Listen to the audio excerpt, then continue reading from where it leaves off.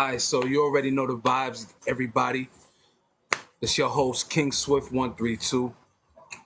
I got the boy B Wills in the building, aka Beverly Willis.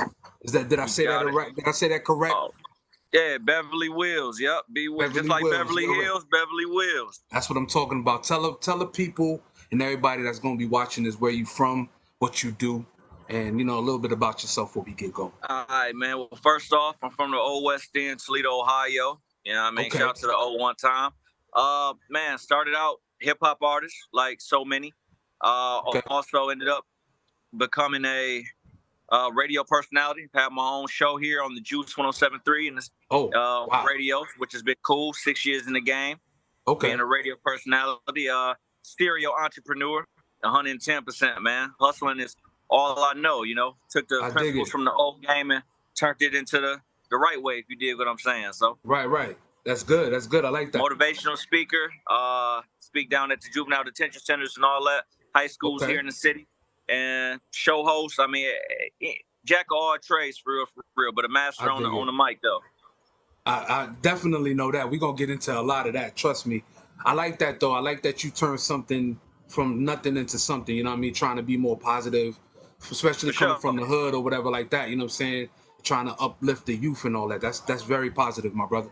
I like that. Got to, man. You know what? I remember back in the day when I used to have cats come in and, speak to us about leadership and going the right path down the road. But they used to come in with these white cats come in with the suits and all the stuff that we couldn't even relate to. And this is like, how you even gonna speak to us? And we hear what you're saying and we don't relate. I'm looking at you and I can tell you don't have an idea what I'm going through. I remember that feeling as a youngster. So, when I got to gain my own kind of voice and platform, that was one of the first things I wanted to do was be able to go back to the hood and to certain spots where cats see me, they know my past life.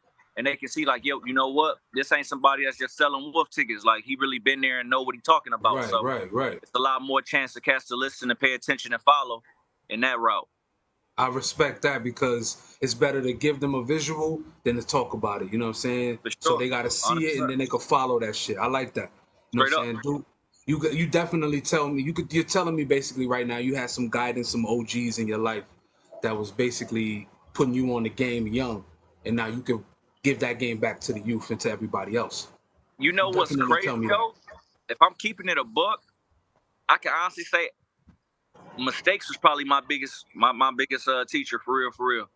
Because you know, in my hood it's a lot of OGs and old heads for sure, but I was always a loner.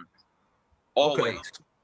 So I was always one of those. I was a nerd, like little do people know. You know what I mean? I had a full-ride scholarship to Ohio State in the 6th grade. Academic.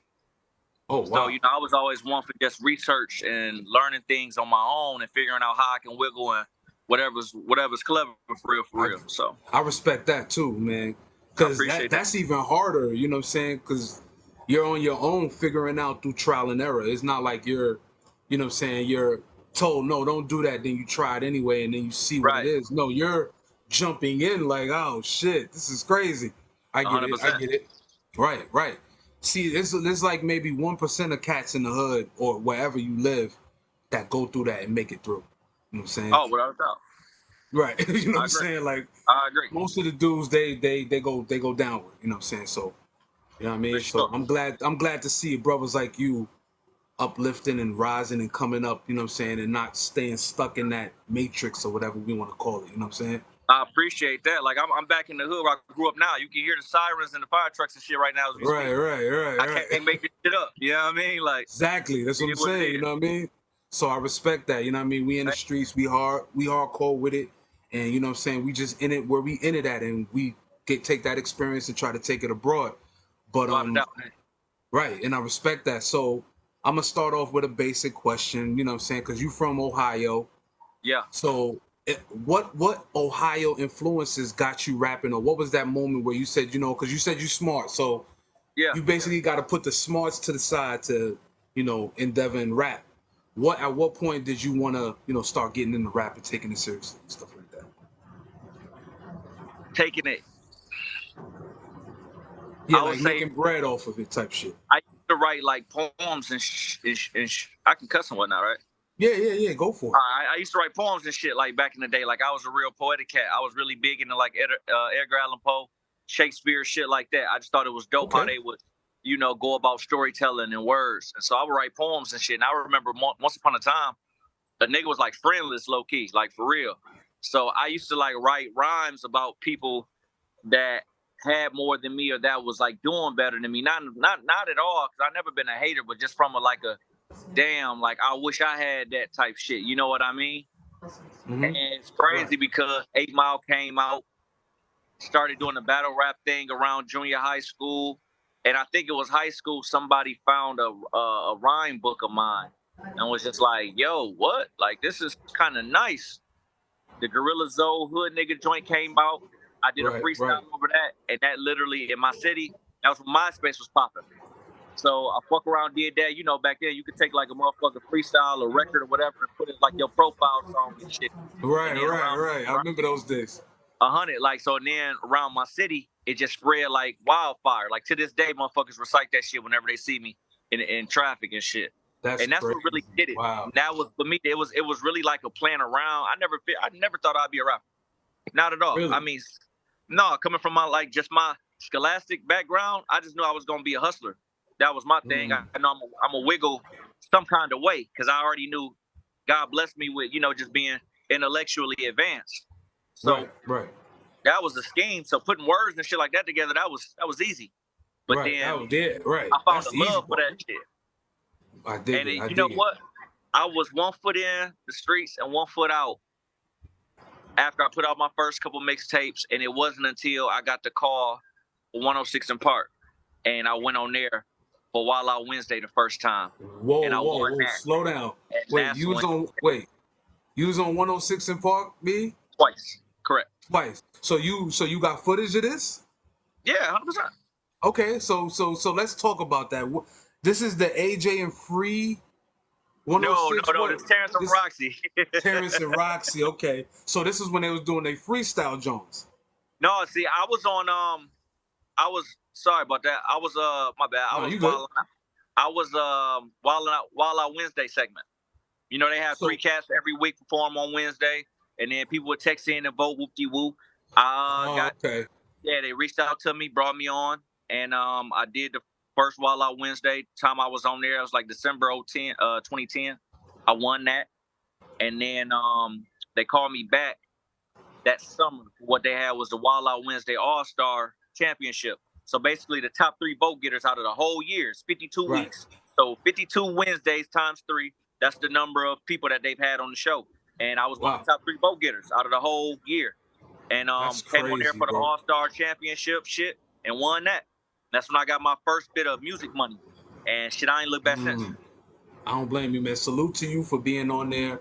And definitely, because I had another dude that I interviewed. That's like a long-time friend of mine since I started the podcast or whatever. He was on 106 in Park too. And he was up there in the era where Blind Fury was rapping. Remember Blind Fury? Yeah. And he went all the way the distance, and then I think he got eliminated by what's the kid name from Harlem?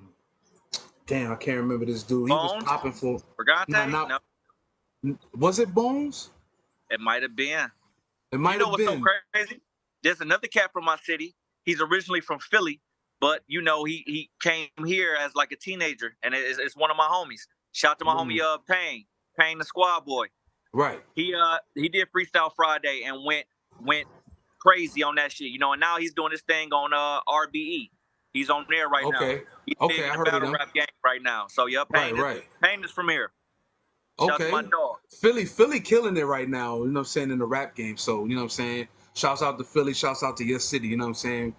Y'all niggas is killing it right now. New York, we still doing what we do, but the outskirts states is killing it right now. I'm not even gonna hold right now, Toledo is more of a boxing city. You know what I mean? Like we've had the former I want to say, was he lightweight champion of the world? I can't remember which division, but champion of the world, Robert Easter Jr. I think he was a like a welterweight or something like that. Yeah, so and then you got my cousin Albert Bell, who is number 1 ranked in his division right now. He's waiting on his title shot. And then you got a big baby Jared Anderson, who's future heavyweight champion. It's all Toledo. Yeah, y'all more of a sports. Y'all got the football, boxing thing type sewn up. I dig that. I respect that. But now we got rap now. Now we gotta focus 100%, 100%. on dudes like you that's coming out with that fire. You know what I'm saying? Oh yeah, all day, every day, man. So let me ask you this: is there an album in the works? Is there a mixtape? What we got going on as far as the music is concerned? So what's so crazy is, I took some off from music once I got into the radio shit. Okay. I wanted to learn the back end. I wanted to learn, again, me being up here, I wanted to learn the business behind it. Right. And, I've been signed before. And that deal kind of didn't work out. At least I didn't understand because I wasn't business savvy in the terms of, musical litigation and shit like that. So, boom, go do the radio joint, learn the back end. Most importantly, build relationships, which I can't say enough to artists, man. Building relationships, again, like you always hear, it's cliche. It ain't what you know, it's who you know. Right, That's just real. Yeah, I mean, motherfuckers might not pull all kind of strengths for you, but they can put you in a room and you got to do what you do from there. And I'm number one at doing what I got to do from there type shit.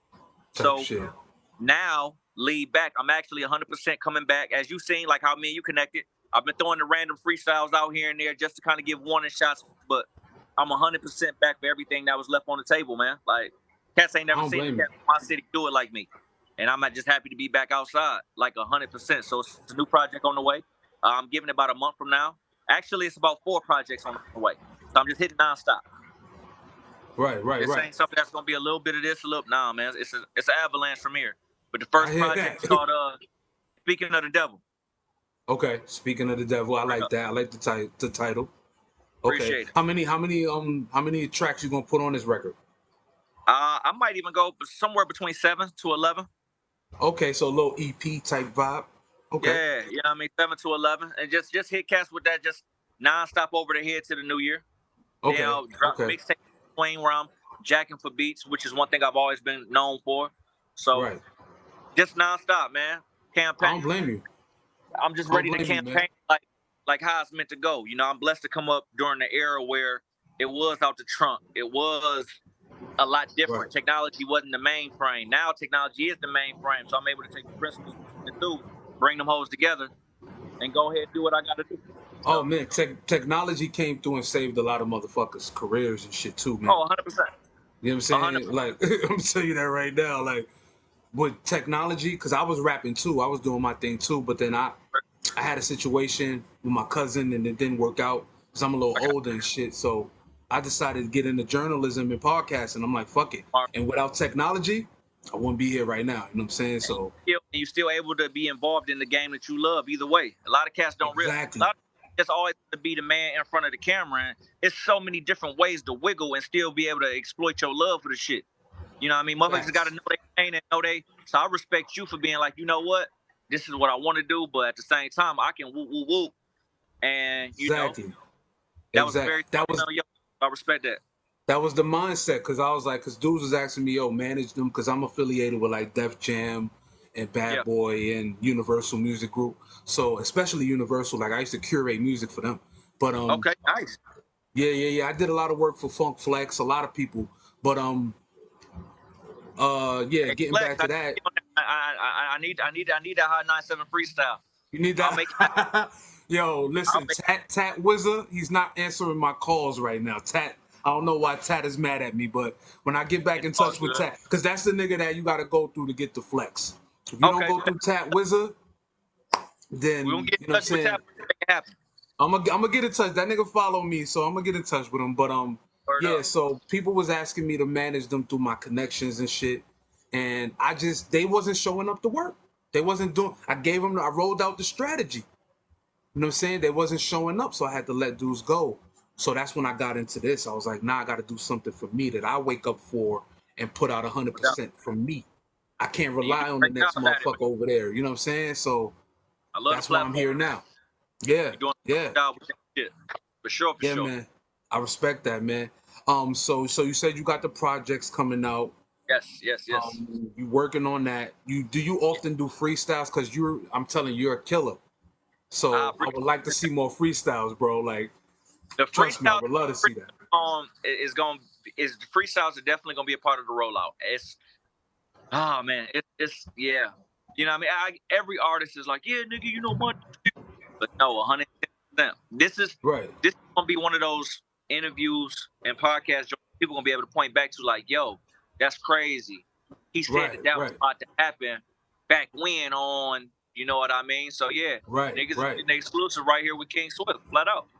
Right, and that's how we're gonna do it. You know what I'm saying? And then I'm always trying to work with the artists, especially the ones that come on my show. So when you do your thing, I'm trying to promote it, because you see on my IG, I got low numbers, but on Facebook, I'm almost at 40K. Straight up. You know what I'm saying? So I could get your shit out there.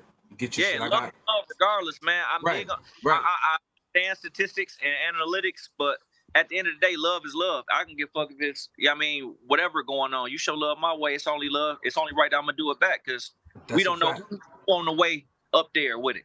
And you know what I mean? I show love, respect to whoever I bump, you know what I mean? I might bump into in the elevator. It is what it is. I dig that. I respect that. Right. And I think that should be embraced, especially amongst, you know what I'm saying, black people. You know what I'm saying? Especially black people. We should just put the egos and the pride aside and just start leading with love, you know what I'm saying, and supporting one another. You know what I mean? 100%. People, that actually goes into my next two questions. What's that? What's the support system you have? I'm gonna ask you that one first. Outside of the people you know, like how big is your reach as far as support? Currently, see, I'm realistic. Currently, it's almost like we remember he was, feel what I'm saying, as opposed to right now. I'm starting to wake a lot of blogs and things up, freestyles, which have been doing really great as far as engagement, shit like that. Right. But right now, still, for me, it almost feels like I'm a whole new artist coming out again. And I think that's the part I love about it. Because I'm walking around, you know, B Will, 160 Park. Yeah, kind of cool to stay on the mic here and there, but all my awards that I've been blessed to win, from countless projects to everything that I've done, especially in Ohio and Toledo as well, we got that up. That's back. This is all a new fair game. I'm hungry just this. Matter of fact, the porch that I'm sitting on is the house that I first started writing raps in. Yeah, I first started writing my name on the motherfucking CDs and 17 catching Greyhounds off my own bread by myself, going to New York, going to goddamn Indiana, going to Atlanta, Greyhounds by myself. Right. So the 100% is bet. 100%. It's crazy to show you how the universe works. I'm right here where it started at right now, sitting on the porch. That's crazy. I got the same sentiment, because I'm in the same place where I created a lot of my shit at. Straight up. You know what I'm saying? And I got other spots, but this is like the main one where I went through the dirt and came out the mud, and you know what I'm saying? So I understand your sentiment, you know what I mean? Because that shit is powerful. That's where you really dig in and create the best shit. You know what I'm saying? Where it all started at. So I respect that. With having the right relation and support from the right people as well. Right. So it's just one of those things, but it's all about to come together, man. I can talk for hours about it, but it's all about to play out for itself, man. Campaign work. You already put forward. All kind of freestyles hitting your platform for me. I can tell you, so whoever watching, whatever y'all got going on, y'all better take advantage of my dog King Swift, man, his platform and everything got going on, because I'm definitely about to be all over this motherfucker. About to fuck around like Big Wheel. I appreciate that, man. Right. I appreciate that. That's kind of what I need. I need like a solid rapper that could just wake niggas up. Oh, say the fuck left. See, one of these days I'm gonna start traveling, and I'm gonna start coming to where I've did, like, to the locations I've did interviews with the artists. And because I'm taking a step further, right? Because I'll do some freestyles when I get there as well. But I want to do a big freestyle one day in a warehouse and have people like you come through and whatever, and I'll even pay for y'all way here or whatever. Oh, yeah, it's nothing. Bye, for sure. I love Midtown. Shopping and whatnot, man. So you open to that idea. I love it. What happened? I said, I know my way around here a little bit. It's funny. Mom's was a hustler. So Mom's, back in the day, she would take a U-Haul truck up to Midtown, drive from here to 8 hours, come up there. That was back when y'all had the y'all would have, like, you would go on like the little apartments and the apartment joints. It'd be like I don't want to just say Jamaican cats, but for whatever reason, it was always Jamaican cats. And it would be like one room would be like the throwback jerseys back then. One room would be like your Gucci and Louis. Another, I mean? Like, oh, you talking about the wholesale district? Yeah, we talking like back when Red Monkeys and Evisus and stuff was hot. Yeah. Mom come from here, go up there, and bring it back to the city. Yeah. So I was getting my first taste of New York way back then, and just the hustle and whoop-de-woo. And yeah, man, I love New York forever. That's where I first got on television, and it changed my life being on coming out that season. I hear that. So how did the radio station thing come about? Like, was that something in the making or an opportunity that fell in your lap? Opportunity fell in my lap. The station that I'm with, the Juice 107.3, shout out to the programming director, always supported me. The whole station always supported me. You know what I mean? It was actually the first station here in the city to play my music. And the thing about our city, they never really been playing a lot of the local artists at the time. I was local, artist music. And I was one that, long story short, they invested a lot in artists way back in the day, and then it didn't make none of it. So they was kind of like wash their hands. I came along on my thing, and they took to me as well as I took to them. And one day, me just being the kind of cat that I am, I popped up at the radio station just with some dope. A brand new, and with your following in the city, never thought about being what? Right. I'm all, I already knew that mentally and spiritually, I was always kind of at my wits' end with music. Mm-hmm. I was trapped, I was torn, I was all of that shit. After the 160 work, went fucking. Shit just took off. Right. 100%. But I'm not gonna say I wasn't mentally ready, but I was internally dealing with the loss of like my pops, the loss of my grandmother. I was like having the best time professionally, but personally, it was terrible for me. When you on that road alone, and you got a lot of things on that road, man, that people might hear about, but don't understand that's really real. Yeah. I've been blessed vibe out of a lot of that with my whole hookup intact, and still able to look in the mirror and be proud of myself. If you hear me, right? I definitely hear you. I definitely hear you on that. Much respect. Yeah, that's how the radio shit came though. Straight up, it was out of the kindness of my heart, doing something to show my appreciation, and it worked out. 5 years later, here I am. That's what's up. So how often, like, is it like a once a week or every day type of thing? I have the option, of course, of being in there. I actually have. It's crazy. I actually have the keys to the radio station, so I can whenever I can go in there. If I want to go in there right now and go on air, I can. But typically, I make sure I'm there. You know what I mean? Or if I'm out of town or got whatever going on because of, my businesses and shit like that, I'll pre-record it. But every Saturday, 7 to 10 p.m., Juice 107.3. If you listen to it out of state or out the city on the TuneIn app, just search up Juice 107.3. Live, I might have to check in once or twice, man. Oh, definitely for sure. Tune in. I love that. Yeah, that's a fact. I like seeing people working, especially doing this, because I think that's like the next level for podcasting, like when you get into radio.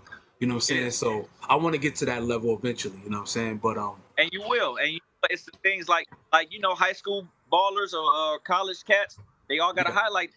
This is your highlight tape. Right. It's a fact. It's a fact. Like, that's all it is. You'll be there. And I can't wait. Like, hey, remember that time they go on your podcast we was talking? Right. It's a good look. I can't wait to see that, man. That's gonna be a movie. I'm telling you. I'm anxious for it, but I'm gonna put in the work, and I know we're gonna get there. You know what I'm saying? Oh, 100%, man. I'm locked in with you. That's a fact. Let's switch the vibe a little bit, right? So you've been noticing lately a lot of women in damn, I only got 10 minutes left. All right, so we're gonna make it quick. Right? So you see a lot of women these days, especially rappers, female rappers. Okay. I know you noticed the toxic masculinity thing that they have. Do you feel like it's necessary for female rappers, or would you rather them incorporate some more feminine energy in their music styles? You know what? I love it. And I'm gonna tell you why. Okay. For so many years, it was women being represented in a sense of musically And I mean no disrespect to no artist or anything like that. It's total example of like the type of songs. Okay. Pay my bill, can you die to die? Like Right. every woman, especially like my mother, for instance, like motherfuckers didn't need no man, didn't need a motherfucker to pay their bill, shit like that. Right. And you know, these days now, if we really look around, man, a lot of niggas really female these days, like for real. Like I That's see cats, true. they speak on women being too masculine. What the fuck do you expect, man? These women out here having fun. They got right. Motherfucking self. What the fuck you expect? Any woman can go through a soft girl era or can be soft and more feminine and all of that. They can be that, but you got to put the work in and go ahead and get that. So I respect the women right now holding they nuts like, man, fuck y'all niggas. I'm up here with y'all. Because women for the longest always hear, oh yeah, she's dope for a chick. Oh yeah, she go hard for a woman. Nah. Yeah, I'm with you on that. They don't want to hear that shit. You know what I'm saying? Like, they hear them holding they nuts and they shit, pop your shit. That's I don't give a fuck what you is, what you look like, what you any of that. Man, pop your shit. Do that. Yeah. But they just speaking of, they're really a voice for what's going on out here. A lot of women take the masculine role because they playing mommy and daddy at home. You can't cut that shit off. Yeah. It's a lot easier for niggas to move on from chicks and keep it pushing. That's a drain of energy, a drain of the spirit, all kind of shit. Every time a woman go from another man to another man to you feel what I'm saying? After a while, they like, then they don't get exactly what the outcome is right now. So me, I don't take no, I don't nothing because I know if my wife wasn't with me, I know she'd be her motherfucking dog like, straight up. Right. You know, for fellas out there that's a little turned off by the masculinity. At the end of the day, men got to be accountable. That's something that a lot of us men aren't. I'm not saying all, but a lot of men aren't accountable. A lot of men won't. At least man, I'll be like, you know what? I ain't been on my shit. I'm slacking. I'm fucked up. I need to get my shit together. We always want to point out of dot everything else. Nah, niggas mad because women as nurturing women don't got the time to raise niggas no more. That's what niggas don't. That's a solid point because motherfuckers didn't have no daddies either. Now they rebelling against the system, so they coming up being suckers. You know what I'm saying? Letting the streets guide them and shit. And then they been having to listen to us talk about bitch suck my dick, I'ma fuck your home girl, woo woo woo. Since goddamn 87, 85 in this bitch. Longer than that. Longer, I was about to say. Decade they've been going crazy, sitting on their face out. Now niggas want to be appalled. Get the fuck out of here. Word up, though. Fucking hurt down, B. Right, man, that's a fact. You a real nigga, that shit bother you, shit. You gonna look at a chick and be like, all right, shit, I felt you, my nigga, and keep it pushing. Right. But I'm gonna tell you this, man. It ain't a motherfucking woman in the world that wants to continue to just be like that. No, man, but they gotta be like that. You do the right thing by a woman, man, not to jump off topic, but you go ahead and love a motherfucker right, they'll be exactly how you lead them to be. A lot of niggas ain't leaders. The outcome that they get. That's a fact. That's been a known fact forever, bro. Straight up. It's been a known fact forever. Yeah, I've always seen that like that. You know what I'm saying? Yes, sir. So, being that I asked you that, right? Where do you see hip hop going in the future? As far as like how the females are today, how they got the mumble rappers out, they still got a lot of lyricists. Where do you see, in what direction you see us going? Do you see us going in a positive one? What's your thoughts on that? I definitely see it going in a positive direction. Okay. Because as long as it's going in a direction, period, it's progressive. Okay. We're still the number one genre in the world. You listen to country, you hear a lot of they bass, they 808s, and the way that they storytelling now, they've always been great storytelling. But just, we all here. But not even I would just say this. I think time that real lyric shit, they kind of feel away. They feel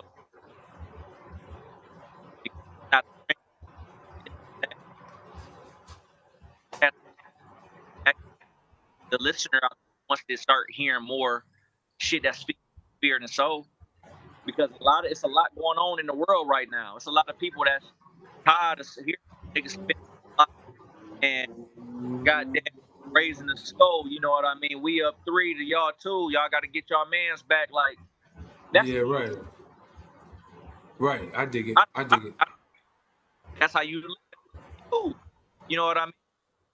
Coming back, that shit has actually been done, and shit actually went however it went, and still be. It ain't Right. I'm trying to be perfect. I don't care. Yo, you going in and out. I can't hear you. You heard? Can you hear me? Yeah, I can hear you now. You good. It's like I tell cats, as far as this is the energy that I'm going after. I don't care where you was at in America. That summer that Trap or Die Jeezy tape came out, it was wildfire. Every fucking all the way up here in Ohio. Yeah. And not because it was so hard, which it was the motivation that made you want to get up and go get paper. It made you want to, you know what I mean? You know, the motivation factor, you know what I mean? God bless the dead, you know, Nip. Cats like him that have been able to push more of a entrepreneurial spirit within their music and shit like that. Niggas is trying to boss up, flat out. Any nigga that's gonna be boss gotta understand and gotta already know. Beef don't bring no paper. It fuck it up. Right, it's niggas true. Fighting right now. Right. You look around, you go to the club, niggas don't even dance no more. No. Fuck out here, B. Yeah. It's real like that. Like you're absolutely right. Like niggas is not even normal no more, bro. Hey, people want to have a good, you know what I mean? And it don't got to be a party record. So me, when I hop in the car, I want to hear some shit that's gonna have me like, all right, nigga, time to go get this bread. Every time we wake up, we gotta go get money. Every time we go to sleep, we want to be peaceful. That never changes. So why throughout the whole day am I gonna be trying to listen to 37 niggas getting killed by track 3? It's not gonna happen in my play that. Yeah, that's true. So I think that feeling is starting to come back for listeners. Long story short, I love what the young cats is doing. I love how they going crazy right now. I'm not against it. Keep doing y'all motherfucking thing. You know what I mean? Everything is just in cycles, flat out. Right. Tie-dye was the killer shit back in the 60s. Look now. You look around. Graphic T-shirts from the Rolling Stones tour in '76 is like the hottest shit out, right? You feel what I'm saying? Fire, right. It all cycles, B. Simple as that. I dig it. I respect that, man. That was a solid answer. I like that one. But I'm running out of time here, and I don't want to cut you off or cut you short. But if you could, since you're a legendary wordsmith, if you could record like a minute or so of freestyle. I haven't asked that of anybody in a while, but I feel like you'd be up for the challenge. If you could record like a minute or so freestyle, send it to me. I'll do a little promo. You know what I'm saying? And then we'll probably do a part 2 somewhere down the road. Oh, that's perfect. I'll definitely go ahead and knock that out for you. Give me a second. I'm gonna get over to the studio. I got a little moving to do. Appreciate you. It's gonna take me about a week or so, maybe 2, to get this done. But once it's done, I'm gonna have it out. Hey, we all the way. Hey, man, it's all love, and I appreciate it. All right, my brother. You have a good rest of your day, man, and I'll holler at you, man. This concludes episode 27 with the bro B Wills. I appreciate your time and energy, man, and you have a good one, man. See you soon. Never late. Yes, sir.